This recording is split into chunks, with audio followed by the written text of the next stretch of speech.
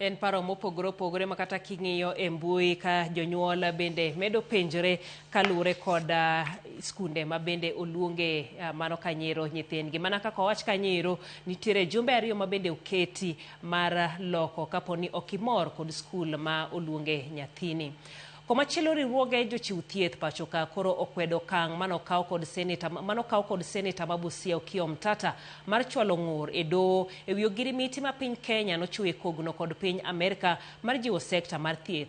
Kaluwore gi riwruogego, ogirimiti no nyalo kelo ber mathoth ne piny Kenya, ahinya to tok jatend piny Amerika chungo sir mane konyo e yudo yedhe kedo gi midhusi mar ayaki, yedhe mag malaria kod mago mag kahera kata TB. Efi Nyakidi miyowa ler.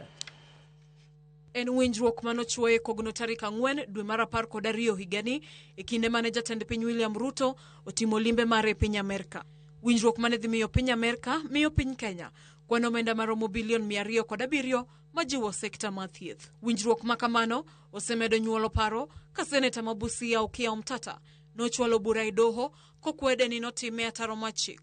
Bura ma bende nyo winje doho ma Milimani nyoro. E ng'eto mare, jang'ad bura Chacha Mwita nyochiwo chik machungo keto ogirimitino e tim nyaka kanyo mawinj makare ng'ur ma ochwal kod Omtata. When this deal was signed, it brought back hope to the many Kenyans who are wondering whether they'll continue enjoying the services that they were enjoying before.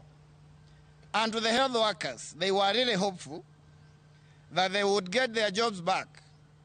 But now, I think this standoff has taken them back to ground zero. Kata kamano, riwruoge mag jochiw thieth pachoka moriwo koda ka KMPDU, KUKO, kod mano mag lakteche laboratory kumlo e kind mamoko owuok oko ma siro girimiti manochwoye kognono ka giwacho ni obiro kelo ber mathoth ne piny Kenya moloyo to ne jogo maonge nyalo mayudo yedhe kedo gi midhusi mag ayaki. What is the fate of the 1.4 million HIV patients who have been surviving on ARVs through this program? I want to reiterate that the issue of the US and the Kenya Cooperation on Health Workforce or on the healthcare is not new.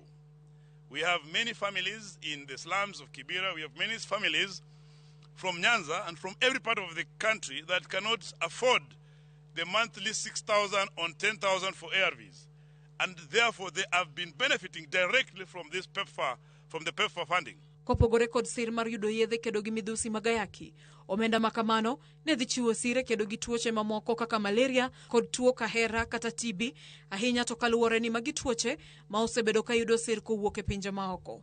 Chenro ma bende jatend piny Amerika Donald Trump nochungo. Our fear is, how will the over 1 million families that are in malaria program be supported? Our fear is, how will those families that depend on the lifeline of TB drugs be supported? Yes, we may have variant ideologies on the implementation of these, but there is no alternative as we speak. There is no government funding that has been approved by the senators or the parliamentarians that will cover the critical aspect that the USAID was covering, that this particular deal is giving us. That's why we have a concern as healthcare workers, that yes, as we have the legalese and the litigations ongoing, what about the families who are benefiting from this when the entire deal is stopped? Achiel kuom ng'ur ma Okiya Omtata kod riwruog jokedne jonyiewo Consumer Federation of Kenya COFEK nochwalo e doho en ni ogirimitino mulo nonro thieth mar oganda jo Kenya. Gino ma riwruogego wacho ni ok en adier. Before, the data people are talking about were in the hands of the NGOs, and the government was not in control of any data. And therefore, if we are talking about data protection, then we believe that a government-to-government deal is going to give the government of Kenya power over the data that comes from healthcare services. Efi Nyakidi, Ramogi TV, Nairobi.